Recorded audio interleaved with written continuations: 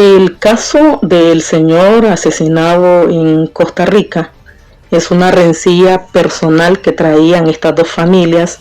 Ya llevaban 4 años de conflicto, habían denuncias en la policía.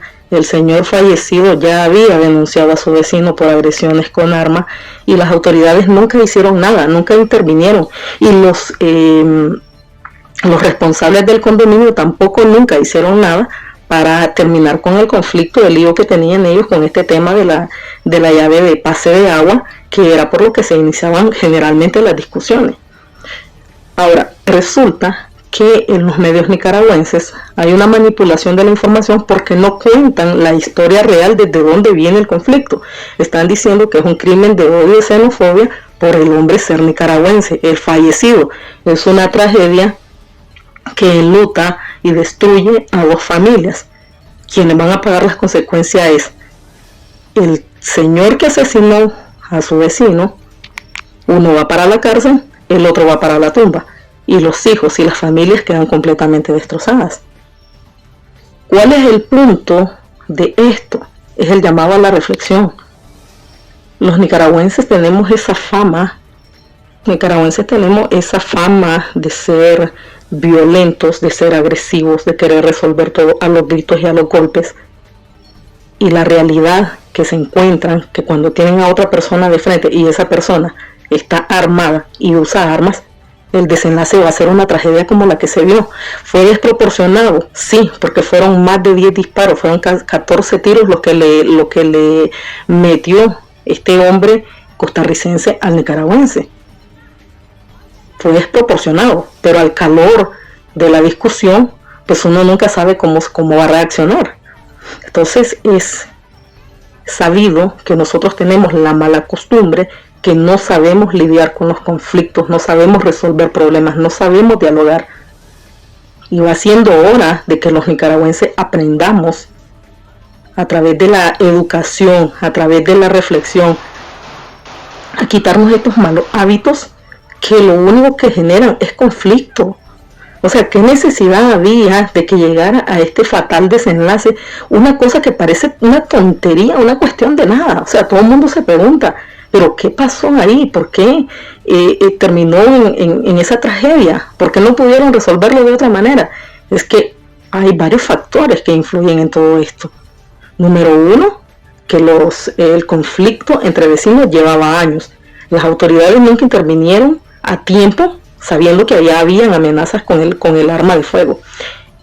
Y lo siguiente, porque el condominio nunca resolvió el problema ese de la llave de pase compartida.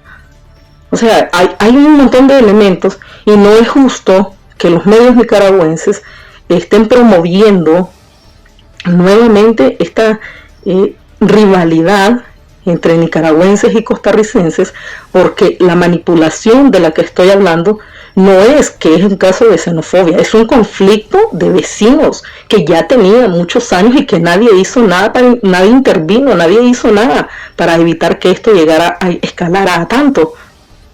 Pero en los medios de comunicación no están diciendo que venía de toda la historia desde dónde venía el conflicto, sino que lo que están haciendo es decir, lo mató por ser nicaragüense y le metió tantos disparos por el odio que tiene el tico hacia Nica. Y no es verdad. Está grabado en video. Está registrado. Los vecinos han contado la historia, todos han dado sus versiones. Y no se trata de eso. O sea, en ningún momento vino el hombre y dijo, bueno, a usted yo lo voy a matar porque usted es Nica. No fue así, y no es justo que se siga promoviendo ese odio entre 2 países vecinos que en ciertas circunstancias son países que de alguna manera se han apoyado los unos a los otros. Los nicaragüenses ayudaron mucho a Costa Rica cuando Costa Rica lo estaba pasando mal, cuando la gente viajaba hacia allá porque había mejores condiciones económicas y había empleo, que es lo mismo que ahora está haciendo el país, recibiendo a los nicaragüenses, ayudándolos, dándoles la oportunidad de que se salven de aquella cochinada, de aquel desastre que hay dentro del país. Entonces no es posible de que empecemos nuevamente a caer en este tipo de manipulación donde nos enseñan a nosotros que los nicaragüenses nunca hacemos nada malo, nosotros nunca tenemos la culpa, nosotros siempre somos víctimas. Oye, el que tiró el primer golpe fue el nicaragüense. Está grabado en video. No lo estoy justificando, porque es que no hay justificación para este, digamos, para este acto trágico. ¿Fue desproporcionado? Sí. No debía haberle metido tantos tiros. Es verdad, en eso estamos de acuerdo. Pero la mala costumbre de los nicas de iniciar pleitos, de insultar, de gritar, de tirar golpes con los puños, eso no es nuevo. Nosotros somos muy violentos y tenemos esos arranques, y es a lo que me refiero. En un país tan distinto de las costumbres, de las normas, de lo que se establece dentro de la sociedad nicaragüense, donde cada quien pega gritos, hace ruidos, pone música a alto volumen, y la gente está acostumbrada a eso y no están llamando a la policía por eso, no pueden estar haciendo eso en otro país. No pueden estar buscando pleito, no pueden estar buscando conflicto. Las cosas se resuelven hablando. Oye, y si al final el conflicto duró tantos años, llevaba 4 años, ¿por qué ninguna de las dos familias hizo lo posible por mudarse del lugar? No, ahí estaban constantemente en la peleadera. Y eso es muy común en las cuarterías dentro de Costa Rica. Los conflictos a los nicaragüenses los tienen como muy trabajadores, pero también como conflictivos. Por lo mismo, porque nadie se mide, nadie se detiene a pensar que no pueden estar actuando en un país ajeno como actúan en su propio país, porque las consecuencias son nefastas. ¿Qué pasa? Que al final la persona que es demasiado conflictiva la terminan echando de las casas, la terminan echando de las cuarterías. Por eso mismo, porque no saben comportarse, porque no saben respetar la tranquilidad y la paz que necesita el resto de la gente en las casas que son compartidas.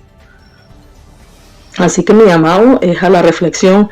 No caigamos en la manipulación que hacen los medios nicaragüenses.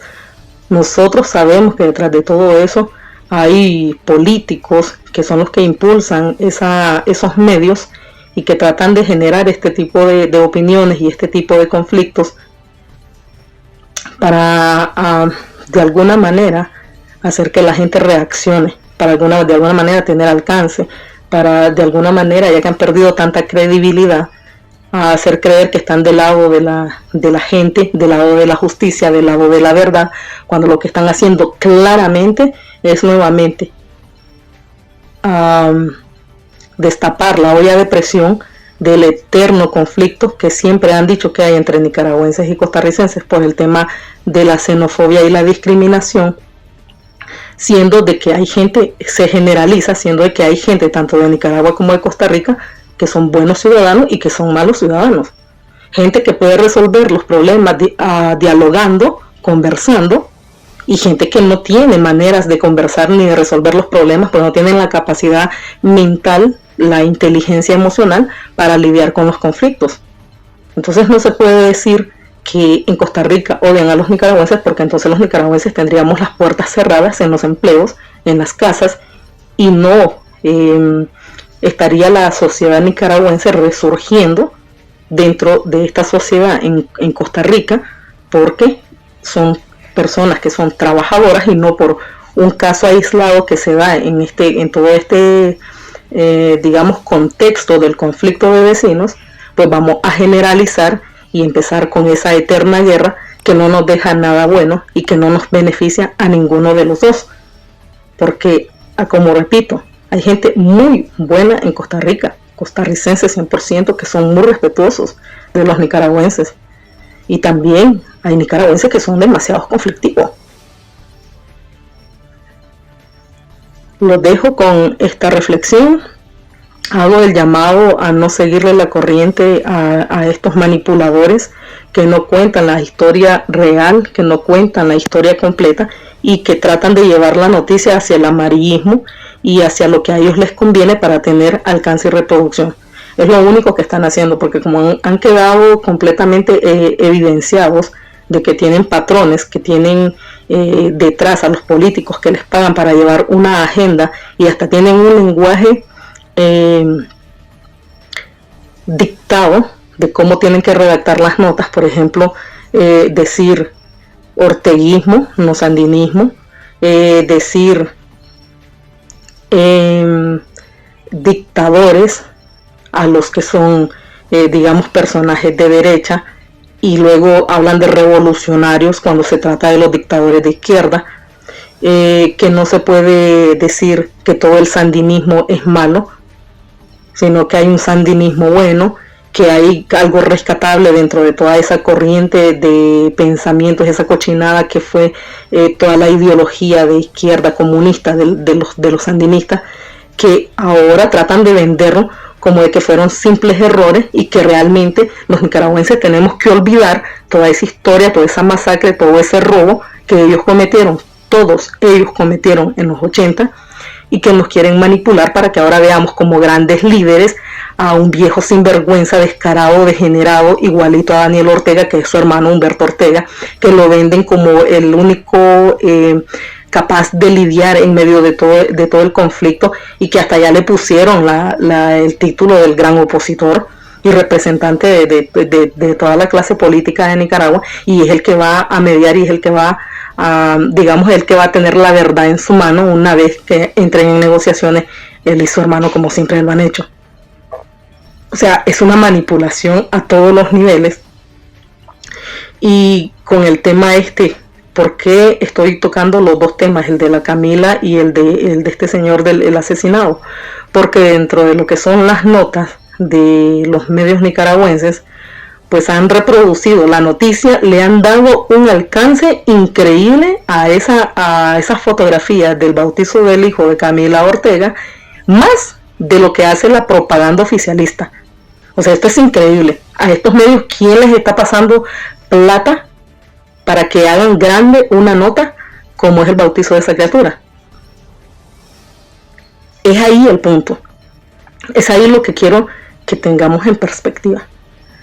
Con esto he llegado al final de esta transmisión. Les agradezco a todos sus comentarios, les agradezco a las personas que se preocupan por mi persona y preguntan cómo estoy. Estoy muy bien, gracias a Dios. Les agradezco el interés, y cada vez que tenga oportunidad para dirigirme a ustedes dentro del canal NSI, dentro de las diferentes plataformas en las que participo, pues siempre van a contar conmigo. Mucha suerte a todos, mis condolencias para la familia doliente, y también mi solidaridad con el otro señor que no supo medir las consecuencias de sus acciones y que por lo tanto va a pasar mucho tiempo preso pagando el crimen que cometió, y su familia pues que también va a sufrir las consecuencias porque se destruyen completamente ambas familias. Así que con esto los dejo. Como siempre les recuerdo, no es la gota la que termina por partir la piedra, sino la constancia con la que cae.